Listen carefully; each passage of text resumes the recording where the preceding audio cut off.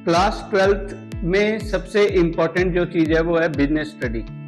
तो आज हम आपको बिजनेस स्टडी के बारे में कुछ बताना चाहेंगे। बिजनेस स्टडी के अंदर एक चीज आती है वो है मैनेजमेंट, और जितना हम देखें ज्यादातर जो कोर्स है वो मैनेजमेंट के सराउंडिंग में ही घूमता है। यानी कि मैनेजमेंट को अगर समझना है तो सबसे पहले ये समझ लो कि मैनेजमेंट ये manage plus man plus T, tactfully ये होगा मैनेजमेंट। तो अब आप एक चीज समझिए, आपके जैसे आप जिस भी एरिया में रहते हैं मतलब वहां पर आपके घर में कोई शादी हो रही है या पड़ोस में शादी हो रही है, तो उस शादी में क्या होता है कि घर में ही हलवाई वगैरह लगवाए और सारे काम किए। तो अगर वो सारे काम हो रहे हैं तो उन कामों को देखने के लिए आमतौर से क्या करते हो आप लोग, देखा होगा आपने अपने कि वो कोई आपके चाचा जी या मामा जी जो है उसको अरेंजमेंट्स को देखते हैं। तो क्या वो खुद सारा कुछ करते हैं?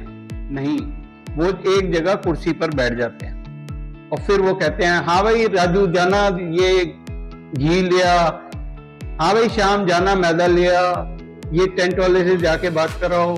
तो ये सारे काम वो वहां बैठे बैठे कर रहे हैं, तो वो दूसरे लोगों से काम ले रहे हैं। तो मैनेजमेंट क्या चीज है? दूसरों से काम लेने का तरीका।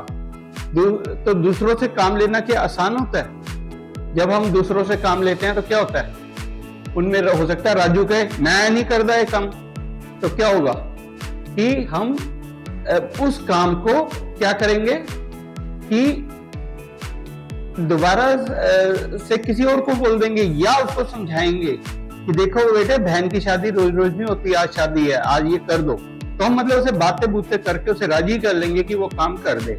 तो मैनेज दी मैन टैक्टफुली, यानी टैक्टफुली मतलब चालाकी से काम लेना।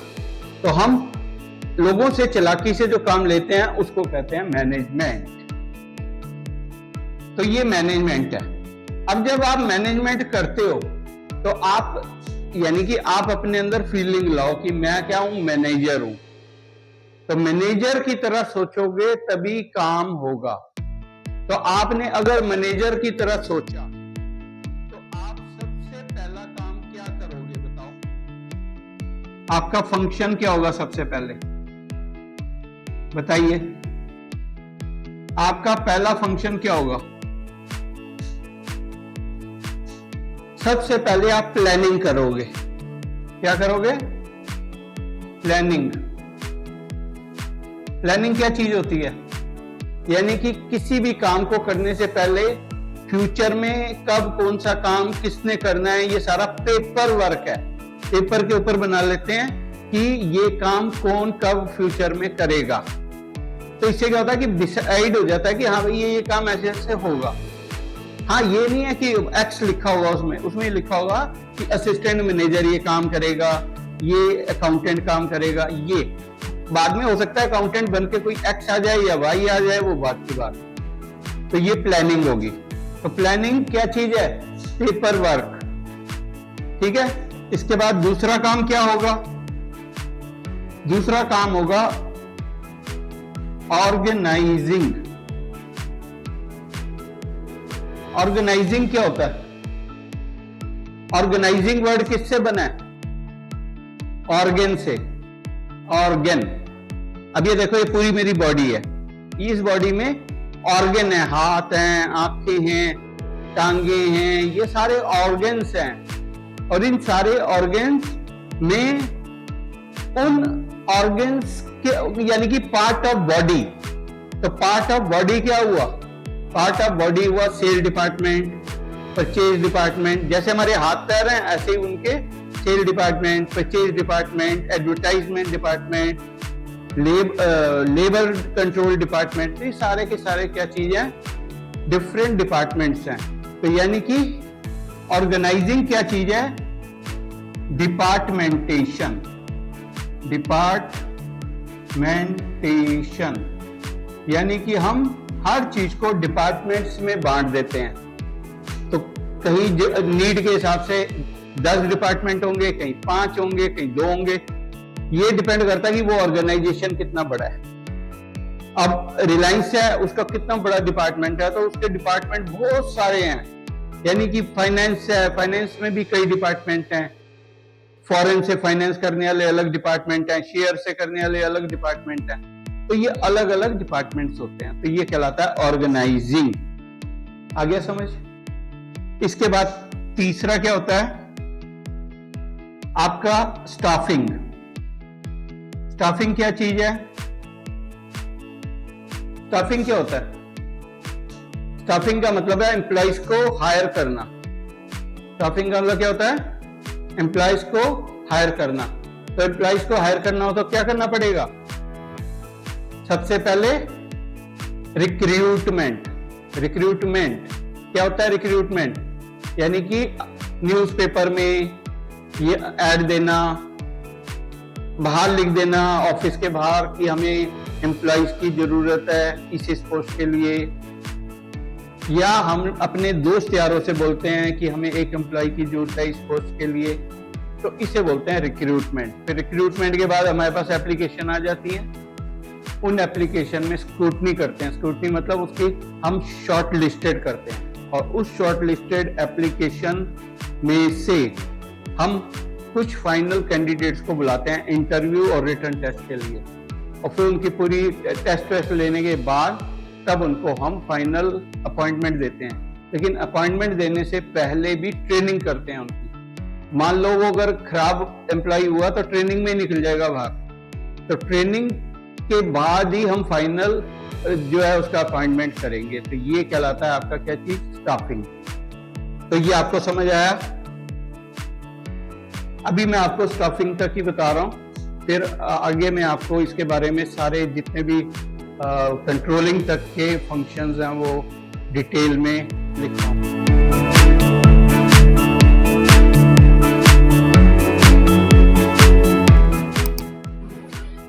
हेलो स्टूडेंट, मैं हूं गिरीश कुमार साहनी और मैं 40 इयर्स के एक्सपीरियंस के साथ आपके सामने हूं। बल्कि इकोनॉमिक्स में तो मेरा जो एक्सपीरियंस है वो 40 इयर्स से भी पहले का है, क्योंकि मैं 9वीं क्लास में था तभी लोगों को इकोनॉमिक्स के बारे में गाइड करता रहता था, क्योंकि उसमें मेरा स्पेशल इंटरेस्ट था उस टाइम। और अब तो खैर सिर्फ अकाउंट्स ही पढ़ाते हैं ज़्यादातर, और बीच बीच में हफ्ते में या 2 हफ्ते में एक क्लास दे देते हैं इकोनॉमिक्स और बिजनेस स्टडी की।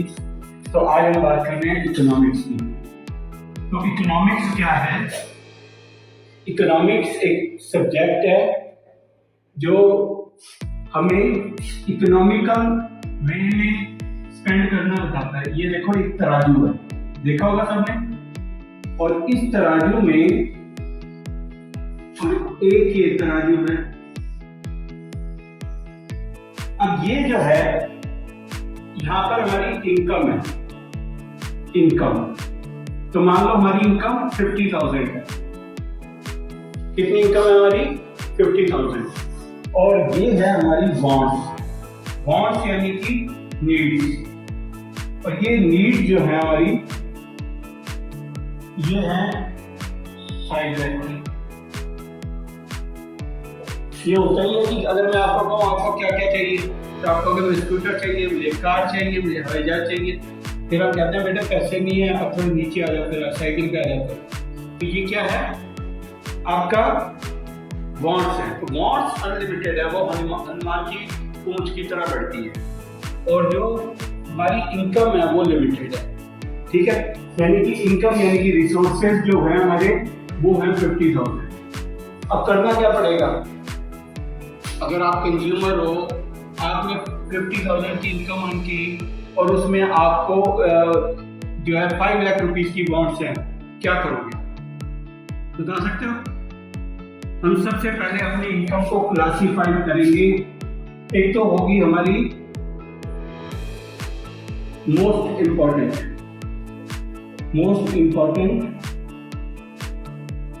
नीड्स,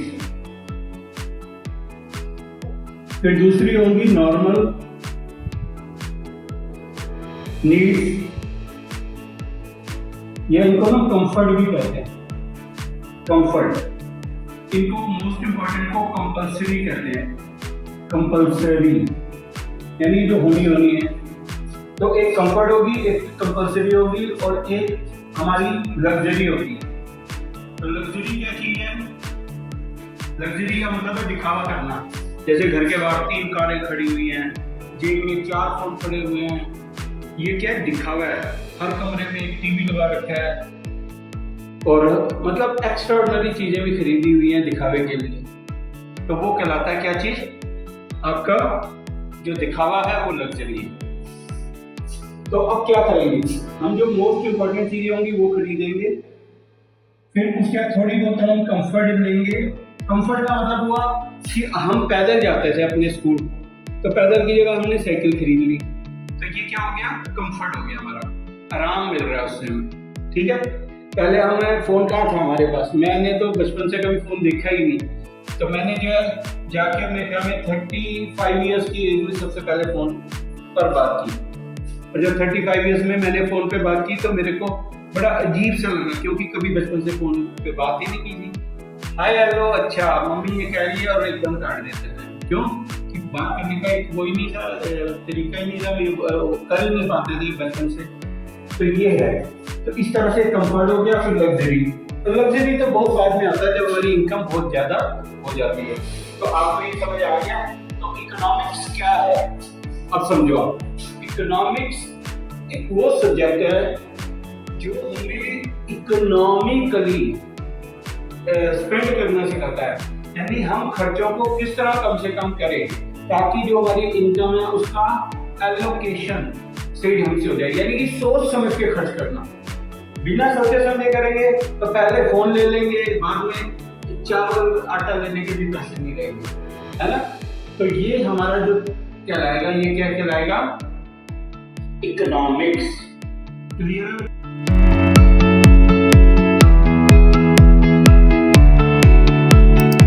इकोनॉमिक्स में सबसे इंपॉर्टेंट चीज जो होती है वो होती है डिमांड एंड सप्लाई।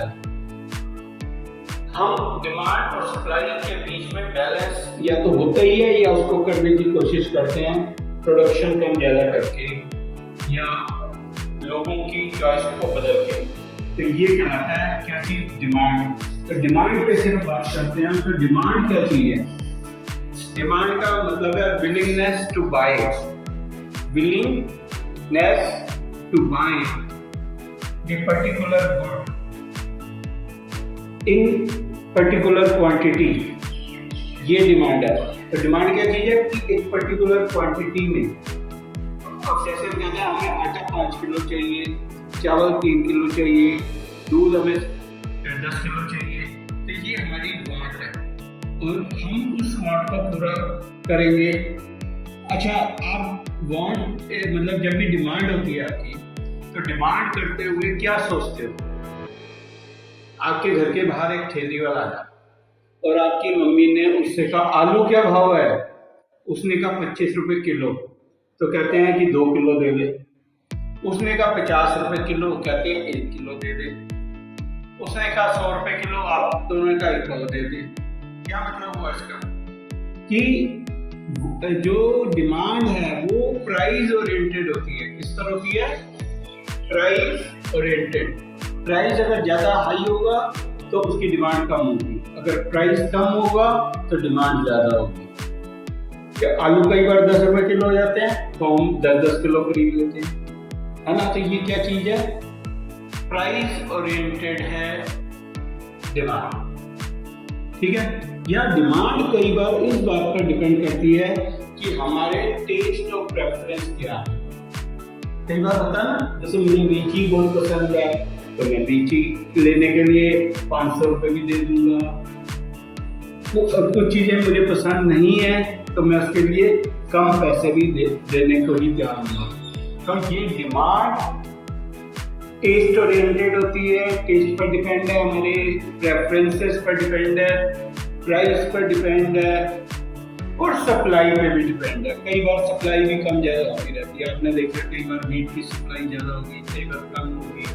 इन चीजों पर भी ये डिपेंड करती है। तो डिमांड मोस्ट इम्पोर्टेंट फैक्टर है इकोनॉमिक्स का और वो कंसर्न्ड है सप्लाई से भी। तो सप्लाई और डिमांड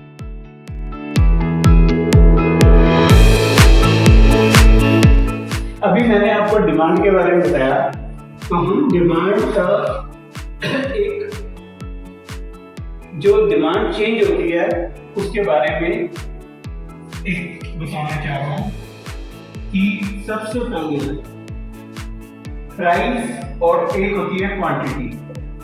10 रुपीज प्राइस था तो डिमांड 20 kg थी, और अगर 20 रुपीज प्राइस हुआ तो डिमांड 12 kg होगा। तो इसका मतलब क्या होगा कि जो डिमांड है वो प्राइस के अपोजिट क्वांटिटी चेंज होती है। इसमें चेंज होती है क्वांटिटीज प्राइस के अपोजिट डायरेक्शन में चेंज होती है। अगर प्राइस इंक्रीज हुआ तो क्वांटिटीज अपोजिट डायरेक्शन में जाएगी। लेकिन गिवन गुड्स अलग चीज है, गिवन गुड्स में ऐसा नहीं होता, उसमें प्राइस भी बढ़ते हैं और उसकी डिमांड भी बढ़ती है, क्योंकि वो कंपलसरी चीजें होती हैं। जैसे आटा है तो आटा तो लेना ही लेना है, कोई प्राइस हो, ठीक है। तो इसके लिए एक चीज होती है, वो होती है elasticity of demand. Elasticity of demand, elasticity of demand का मतलब है कि कितना इलास्टिसिटी ऑफ डिमांड जो परफेक्ट होती है वो 1 होती है। इलास्टिसिटी ऑफ डिमांड कितनी होती है? 1। अब इसमें देखते हैं कितनी है। इसका फार्मूला होता है P/Q इंटू डेल्टा Q/डेल्टा P। अब इसमें P और Q क्या है? जो ओरिजिनल था वो P और Q है, ओरिजिनल। और जो ये delta, delta means change. Delta का मतलब क्या है? चेंज, कितनी चेंज हुई। तो हम इसमें अब इसे सॉल्व करें तो ये हो गया हमारा 10/20 इंटू चेंज इन क्वांटिटी। तो क्वांटिटी में 8 की चेंज हुई और प्राइस में 10 की चेंज हुई। अब अगर आप इसको सॉल्व कर दें तो क्या होगा? तो ये आ गया आपका 8/20। तो यानी कि 8/20 का हो गया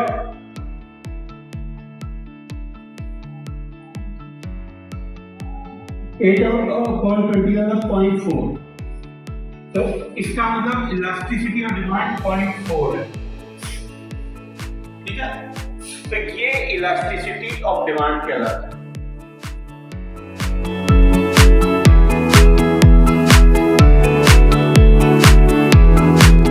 बच्चों, डिमांड या इकोनॉमिक्स में सबसे बड़ी जो चीज होती है वो है कि उसका कर्व किस तरह से बनता है। तो अगर हम ये डिमांड कर्व बनाएं तो क्या होगा कि ये तो यहां पर हम क्वांटिटीज लेंगे। क्या लेंगे? क्वांटिटी 1 2 3 4, इधर प्राइस लेंगे। तो अब अगर मान लिया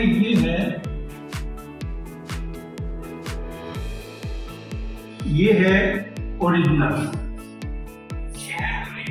प्राइस और क्वांटिटी। अब हमने कहा कि प्राइस कम कर दें, तो प्राइस कम करते ही जो उसकी, तो ये जो कर्व होगा वो ये कहलाएगा डी। तो आपको समझ आ रहा है कि डिमांड कर्व हमेशा लेफ्ट टू राइट डाउनवर्ड्स होता है, लेफ्ट टू राइट डाउनवर्ड्स। तो हमेशा ये कर्व, इसको हम नेगेटिव कर्व भी कहते हैं। क्या कहते हैं इसको? Negative curve. Negative curve. अब सवाल होता है कि जो ईडी है वो परफेक्ट क्या होती है? 1। इसे बोलते हैं यूनिट इलास्टिक डिमांड।